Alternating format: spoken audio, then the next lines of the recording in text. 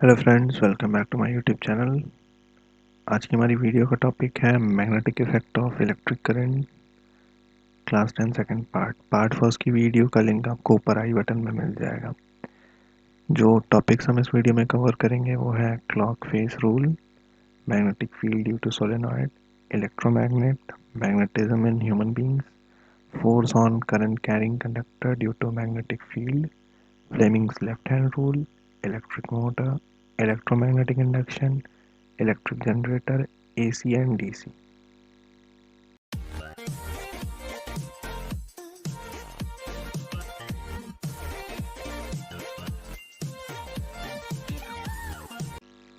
तो चलिए पढ़ते हैं। Clock face rule. A current carrying circular wire loop behaves like a thin disk magnet whose one phase is north pole and other phase is south pole। तो जो current carrying circular wire है वो एक thin disc of magnet की तरह behave करती है, जिसका एक साइड नॉर्थ पोल होता है और दूसरा साइड साउथ पोल होता है। और ये जो पोलैरिटी है नॉर्थ और साउथ की, दोनों फेसेस पे current carrying circular loop can be determined by use of clock face rule. तो क्लॉक फेज रूल से ही हम पता करते हैं कि जो सोलेनॉइड है या सर्कुलर कॉइल है उसमें किधर साइड नॉर्थ पोल बनेगा और किधर साइड साउथ पोल बनेगा। So according to clock face rule, look at one phase of circular wire through which current is passing। आपको करना क्या है, आपको सर्कुलर लूप की तरफ देखना है जिधर से करंट पास हो रही है। If the current around the face of circular wire flows in clockwise direction, अगर करंट क्लॉकवाइज डायरेक्शन में फ्लो हो रही है, अगर ये जैसे कॉयल है और इधर ये क्लॉकवाइज डायरेक्शन में करंट फ्लो हो रही है, then the circular wire will be south pole. मतलब इस तरीके से बन रहा है तो ये साउथ पोल बनेगा। And if the current around the face of circular wire flows in anti clockwise direction, यहाँ पे देखिए ये एंटी क्लॉकवाइज डायरेक्शन में अगर मूवमेंट हो रहा है इस तरीके से, ये एंटी क्लॉकवाइज बन रहा है, तो then that face of circular coil will be north pole, ये एन। ठीक है, इसको इस तरीके से आप याद कीजिए कि एंटी क्लॉकवाइज मतलब एन।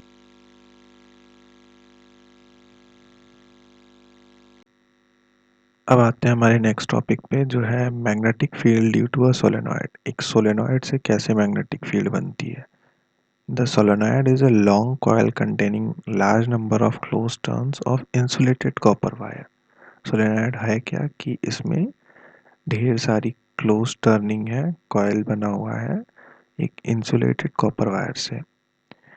इस फिगर में शो किया गया है एक सोलेनॉइड एस एन, ये एस और ये N, whose two ends are connected to battery B through switch X.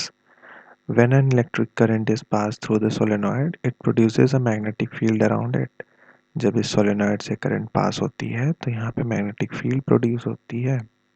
The magnetic field produced by a current carrying solenoid is similar to the magnetic field produced by bar magnet. ये हमने first part में इसको देखा था experimentally कि आखिर ऐसा कैसे होता है कि एक सोलेनॉइड एक बार मैग्नेट की तरह बिहेव करता है। ऐसा इसलिए है क्योंकि the magnetic field line inside the solenoid are in the form of parallel straight lines. इस सोलेनॉइड के अंदर ये जितनी मैग्नेटिक फील्ड लाइंस बन रही हैं ये पैरेलल है, स्ट्रेट है।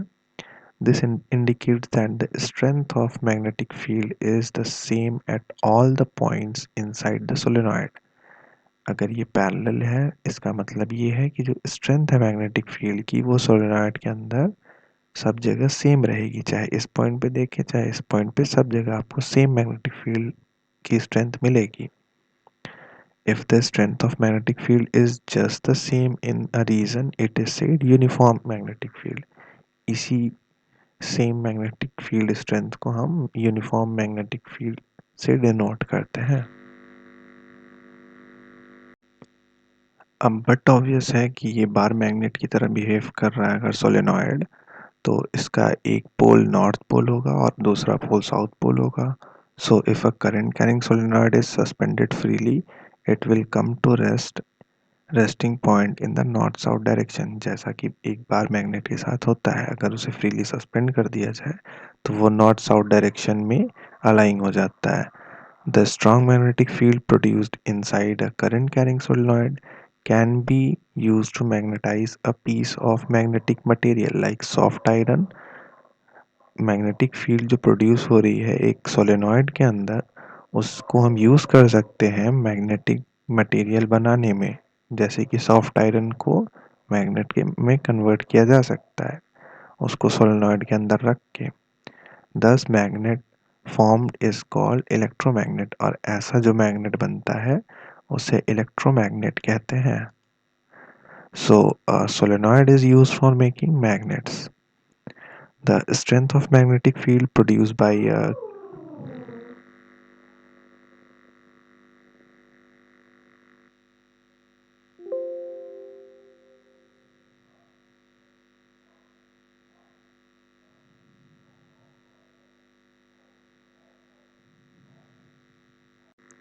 Now let us see the factors on which the magnetic field produced by current carrying solenoid depends.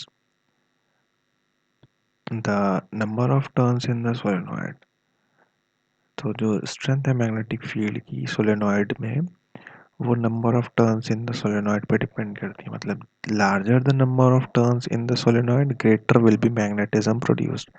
जितना ज़्यादा उसमें कॉइलिंग होगी उतना ज़्यादा वहाँ पे मैग्नेटिज्म प्रोड्यूस होगा। सेकेंड क्या है, the strength of current in the solenoid. Larger the current pass through the solenoid, stronger will the magnetic field produced. मतलब जितनी लार्ज अमाउंट में करंट पास होगी उतना स्ट्रॉन्ग मैग्नेटिक फील्ड प्रोड्यूस होगा। And the third is nature of core material used in making solenoid. जितना अच्छा वहाँ पे मटेरियल यूज होगा वह उतना ही अच्छा वहाँ पे सोलेनॉइड मैग्नेटिज्म प्रोड्यूस करेगा।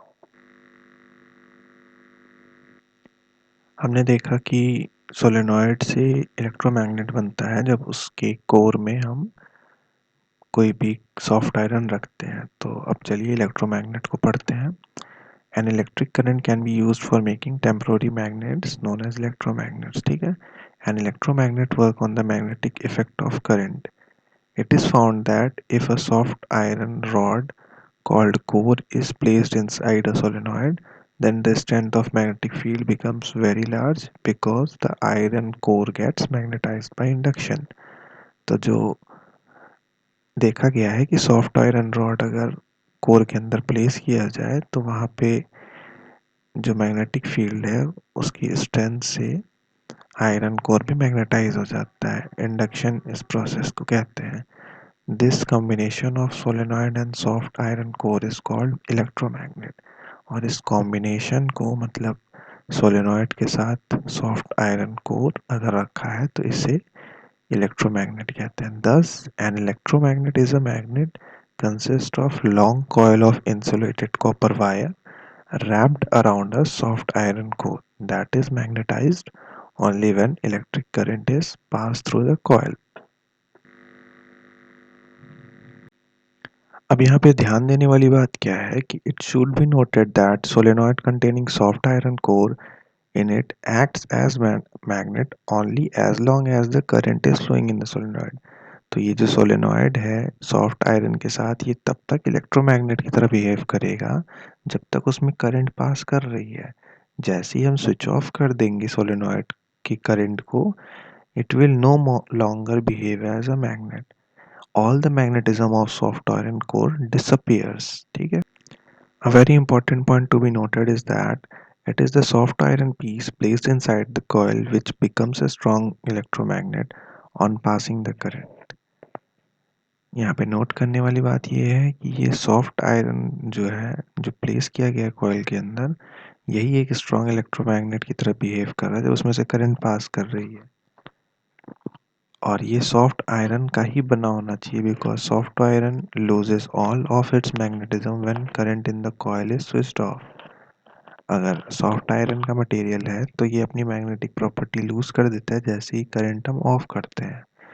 On the other hand, if steel is used in making the core, the steel does not lose all its magnetism when the current is stopped and it becomes a permanent magnet। मतलब अगर हम soft iron की जगह steel use करेंगे तो वहाँ पे एक परमानेंट मैग्नेट बन जाएगा। And this is why steel is not used for making electromagnets. Thus, electromagnets can be made in different shape and sizes depending upon the purpose for which they are used.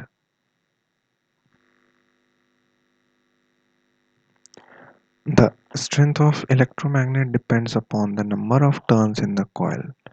If we increase the number of turns, the strength of electromagnet increases. मतलब number of turns in the coil, जैसे हमने देखा कि magnetic strength को increase करता है, वैसे electromagnet की स्ट्रेंथ को भी number of turns of coil increase करने पे वो इंक्रीज होता है।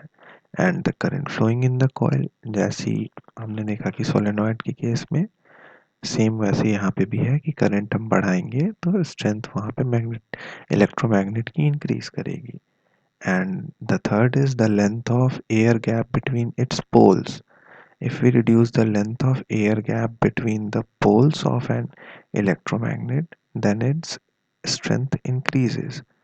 जो दोनों पोल है उसके बीच की गैप को हम रिड्यूस करेंगे, जो कोर यूज़ कर रहे हैं उसकी लेंथ ज़्यादा रखेंगे, तो हमारा वहाँ पे इलेक्ट्रोमैग्नेट और पावरफुल बनेगा।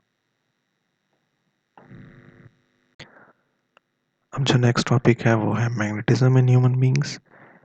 Extremely weak electric currents are produced in the human body by movement of charged particles called ions. Body में जितने आयंस हैं, सोडियम पोटेशियम बहुत सारे आयंस हैं, इनकी मूवमेंट से एक वीक इलेक्ट्रिक करंट प्रोड्यूस होती है। हमने देखा है कि चार्ज पार्टिकल के मूवमेंट से इलेक्ट्रिक करंट प्रोड्यूस होती है, ठीक है। These are called ionic currents. Ion की वजह से हो रही है इसलिए इसे आयनिक करंट बोल रहे हैं। Now we have studied that whenever there is an electric current, a magnetic field is produced. हमने ये देखा है कि जहाँ पे भी इलेक्ट्रिक करंट होती है वहाँ पे मैग्नेटिक फील्ड भी प्रोड्यूस होती है। So when the weak ionic current flows along the nerve cells, they produce a magnetic field in our body. तो जब वीक आयनिक करंट फ्लो हो रही है बॉडी में तो वहाँ पे मैग्नेटिक फील्ड भी प्रोड्यूस होएगी। And the magnetism produced inside the human body by the movement of ionic currents form the basis of a technique called magnetic resonance imaging MRI, ठीक है, which is used to obtain images of internal parts of our body। ये जो magnetism produce हो रही है ये एक basis है एक टेक्निक के लिए जो कि है मैग्नेटिक रेजोनेंस इमेजिंग MRI। और ये इंटरनल पार्ट्स की एक फोटो या एक पिक्चर लेने में हेल्प करता है। It is obvious that magnetism has an important role in medical diagnosis because MRI scans it enables doctor to see inside the body। अब ये MRI से हम क्या कर पा रहे हैं कि एक बॉडी की कंप्लीट पिक्चर ले पा रहे हैं एंड इससे बहुत सारी मेडिकल डायग्नोसिस में हेल्प होती है, जैसे कि कैंसरस टिश्यू पता चल जाता है, ठीक है।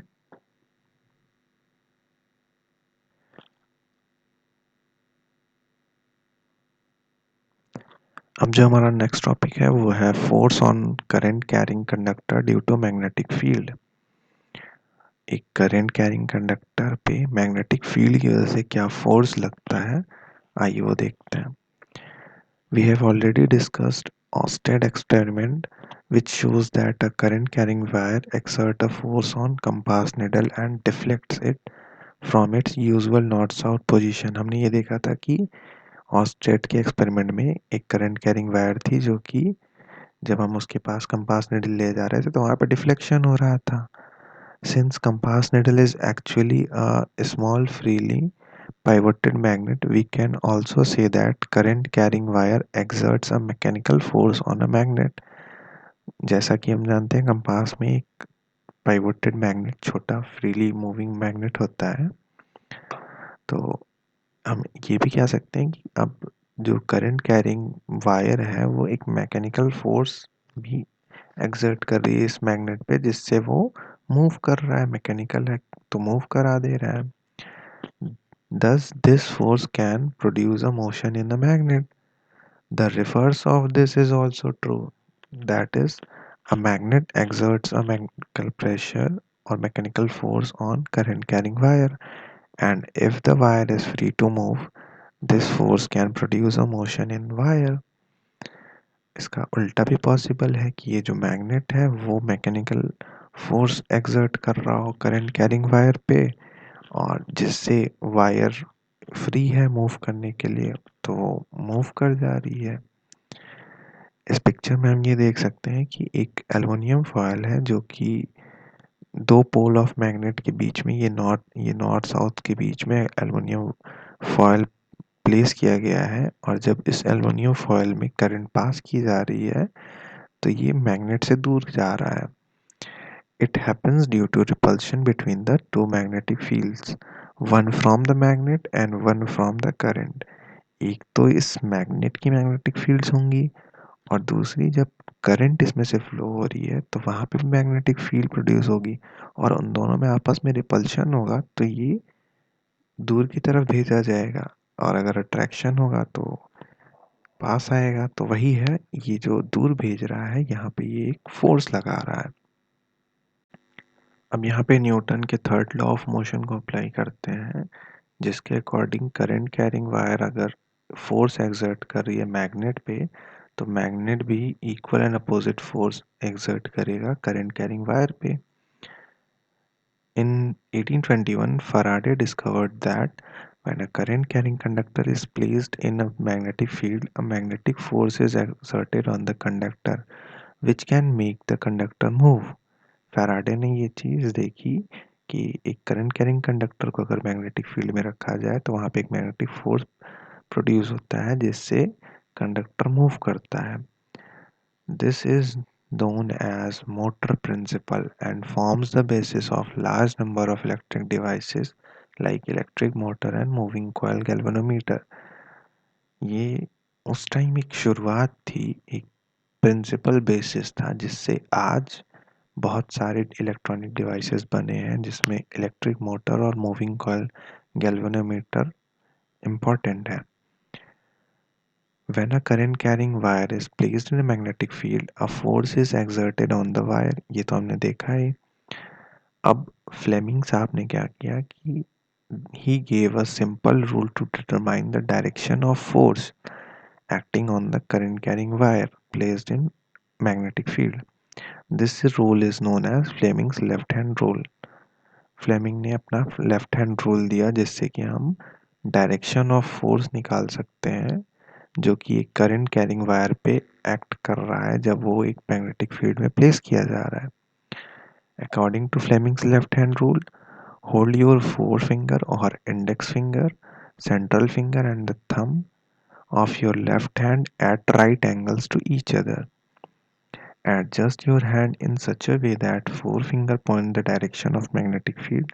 जो फोर फिंगर है वो मैग्नेटिक फील्ड की डायरेक्शन को शो करे, मतलब नॉर्थ से south, and the central finger points the direction of current. ठीक है।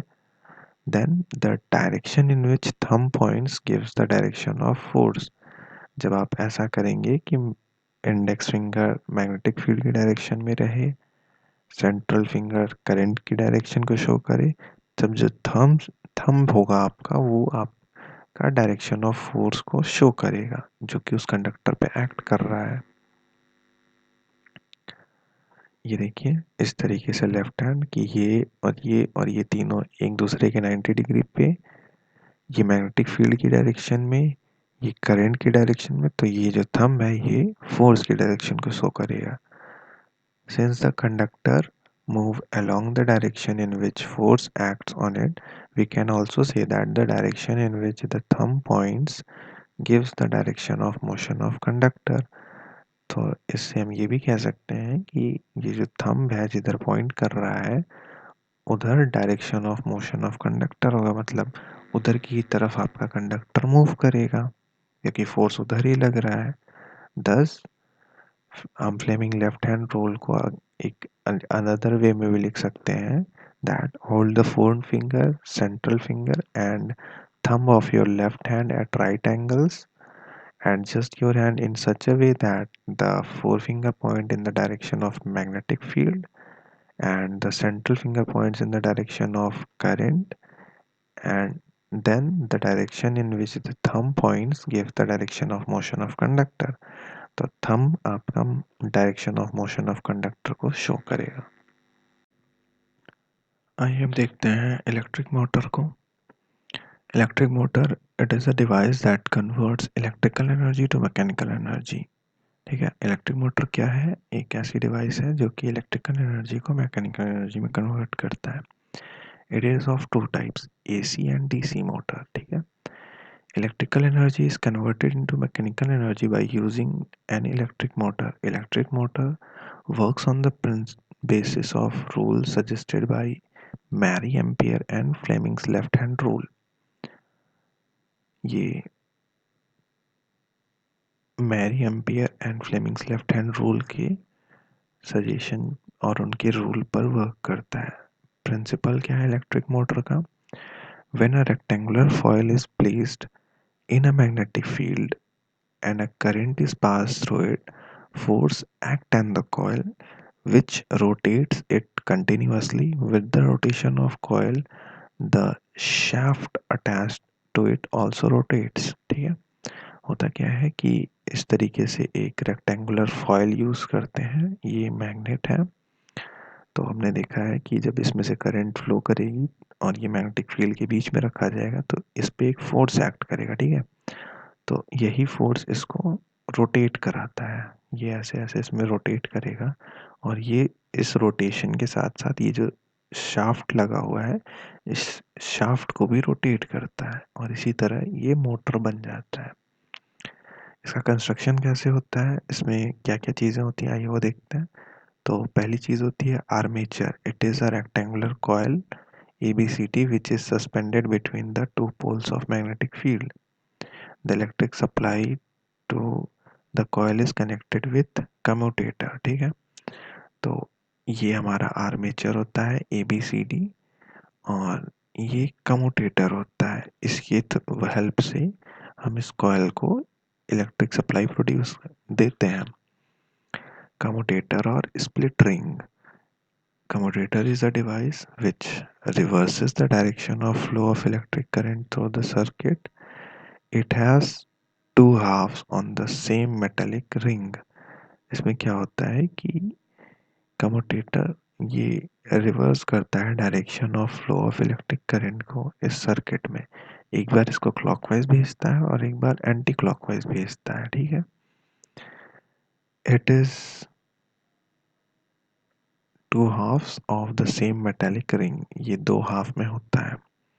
देन थर्ड चीज़ जो यूज़ होती है वो होती है मैग्नेट। ठीक है, magnetic field is supplied by a permanent magnet. ये हमारा नॉर्थ साउथ परमानेंट मैग्नेट है और ये कंटिन्यूअस मैग्नेटिक फील्ड प्रोड्यूस करता है। ठीक है, स्लाइडिंग कॉन्टैक्ट्स और ब्रशेस, यहाँ पे ये ब्रशेस लगे होते हैं एंड देन एक बैटरी की ज़रूरत होती है। This consist of few cells. ये बैटरी इस इलेक्ट्रिक मोटर को चलाने के लिए।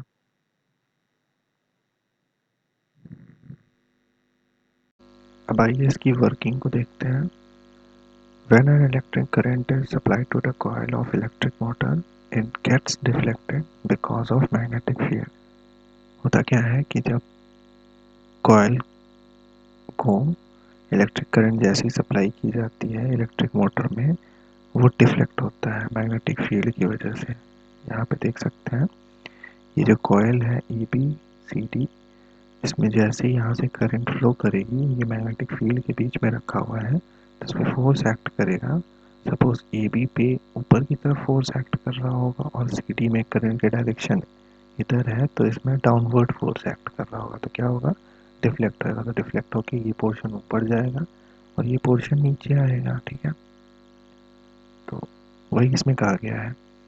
As it reaches the halfway, the split ring which act as commutator reverse the direction of flow of current।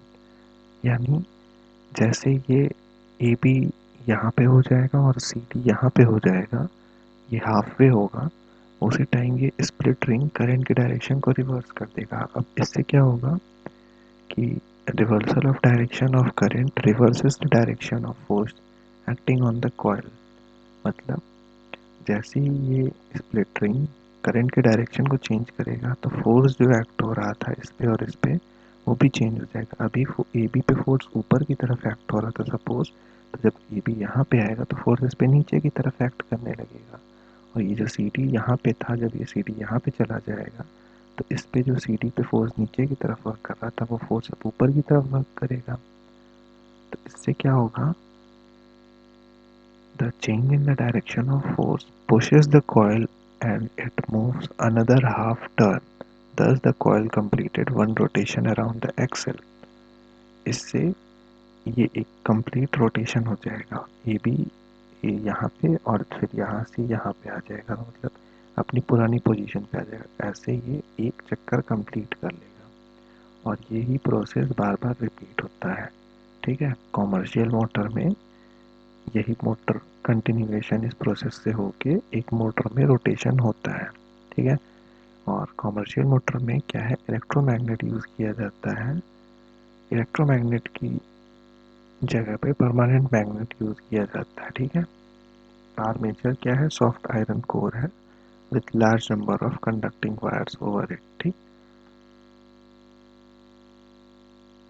अब जो हमारा नेक्स्ट टॉपिक है वो है इलेक्ट्रोमैग्नेटिक इंडक्शन, ईएमआई। ठीक है, ये माइकल फैराडे ने इसको generation of electric current using magnetic field and conductor पाया था। ठीक है, तो electricity production as a result of magnetism is called electromagnetic induction. Michael Faraday ने किया क्या, कुछ इस तरीके का सेटअप बनाया जिसमें ये कॉयल टर्निंग्स लिए और इसको गैल्वेनोमीटर से कनेक्ट कर दिया। ठीक है, और इसके पास जब ये मैग्नेट लेकर आए तो देखा कि यहाँ पर डिफ्लेक्शन हो रहा था। ठीक है, और इसी को एक और एक्सपेरिमेंट करके भी देखा कि इस तरीके से यहाँ पे ये इन्होंने ये बनाया और पाया कि जब ये स्विच ऑन कर रहे थे तो जैसे ये स्विच ऑन कर रहे थे तो यहाँ पे मैग्नेटिक फील्ड लाइंस बन रही थी और ये मैग्नेटिक फील्ड लाइंस इस वाले कॉयल में कुछ ना कुछ इंड्यूस्ड करंट प्रोवाइड करा रही थी जिसका डिफ्लेक्शन यहाँ पे इन्हें मिल रहा था। ठीक है, स्विच ऑन कर रहे थे, ऑफ कर रहे थे, ऑन कर रहे थे, ऑफ कर रहे थे, तो यहाँ पे डिफ्लेक्शन मिल रहा था। और इस वाले में क्या था कि जब मैग्नेट को पास में ले आ रहे थे तब भी डिफ्लेक्शन मिल रहा था और दूर ले जा रहे थे तब भी डिफ्लेक्शन मिल रहा था। ये जो इलेक्ट्रोमैग्नेटिक इंडक्शन हुआ इसमें कर इंड्यूस करंट के डायरेक्शन को फाइंड आउट करने के लिए फ्लेमिंग्स का राइट हैंड रूल यूज होता है। इसमें होता क्या है कि if the right hand is structured in a way that the index finger, middle finger and thumb are mutually perpendicular to each other, कुछ इस तरीके से, then the forefinger points the direction of magnetic field. ये जो forefinger है ये magnetic field की direction में अगर हम रखते हैं और थंब को मोशन ऑफ मूवमेंट जिधर हो रहा है कंडक्टर का उस डायरेक्शन में रखते हैं तो then the central finger shows the direction of induced current. ये जो सेंट्रल फिंगर है यही हमारी इंड्यूस करंट की डायरेक्शन को शो करेगी। The mutually perpendicular directions also point to an important fact that when the magnetic field and movement of conductor are perpendicular, the magnitude of induced current would be maximum. यहाँ पे एक important fact भी सामने आता है कि जब magnetic field और मोमेंट ऑफ कंडक्टर परपेंडिकुलर होगा तो वहाँ पे मैग्नीट्यूड इंड्यूस करंट का मैक्सिमम होगा। ठीक है, electromagnetic induction is used in conversion of kinetic energy into electrical energy। अब जो हमारा नेक्स्ट टॉपिक है वो है electric generator. Electric generator is a device that converts mechanical energy into electrical energy and it's called electric generator. ये दो type का होता है, एसी जनरेटर और डीसी जनरेटर, और ये प्रिंसिपल पे जो वर्क करता है वो है इलेक्ट्रोमैग्नेटिक इंडक्शन। ठीक है, आइए इसकी कंस्ट्रक्शन और वर्किंग को देखते हैं। The structure of an electric generator is similar to that of an electric motor. In case of electric generator, a rectangular armature is placed within the magnetic field of permanent magnet. Electric generator के case में क्या है कि एक rectangular armature permanent magnet के बीच में रखा जाता है और ये आर्मेचर वायर से अटैच होता है और इस तरीके से इसको पोजीशन इसकी की जाती है कि ये एक एक्सेल के अलोंग मूव कर सके, ठीक है। When the armature moves within the magnetic field and electric current is induced, अब ये जब इस मैग्नेटिक फील्ड में मूव करेगा तो यहाँ पे इंड्यूस्ड इलेक्ट्रिक करंट प्रोड्यूस होएगी और direction of induced current changes when the armature crosses half way mark of its rotation. इसको हम रोटेट करते हैं तो ये आर्मेचर भी मूव करता है, रोटेट करेगा और इसमें जो इलेक्ट्रिक करंट प्रोड्यूस होएगी उसकी डायरेक्शन चेंज होती रहती है, ठीक है। जैसे जैसे ये हाफ वे यहाँ पहुँचेगा एक बार तो डायरेक्शन चेंज होएगी, फिर ये नीचे से इधर आएगा, फिर डायरेक्शन चेंज होएगी। अब चूंकि direction of current changes on every rotation, due to this the electric generator usually produces alternating current, that is AC. To convert an AC generator into DC generator, a split ring or commutator is used. This helps in producing direct current or DC. Electric generator is used to convert mechanical energy into electrical energy. ये electric generator की definition है। आइए AC और DC को देखते हैं। AC जैसा कि नाम बता रहा है alternate current, so current in which direction is change periodically is called alternate current. यहाँ पे आप देख सकते हैं कि एक रोटेशन जो आर्मेचर का होता है उसमें ऐसे करंट होएगी, मिनिमम से मैक्सिमम जाएगा, फिर मिनिमम आएगा और फिर उसकी डायरेक्शन चेंज होएगी तो ये नीचे की तरफ जा रहा है, देन अगले रोटेशन में फिर ऊपर, फिर ये नीचे, ठीक है। और ये विथ टी टाइम ये ग्राफ दिखाया गया है।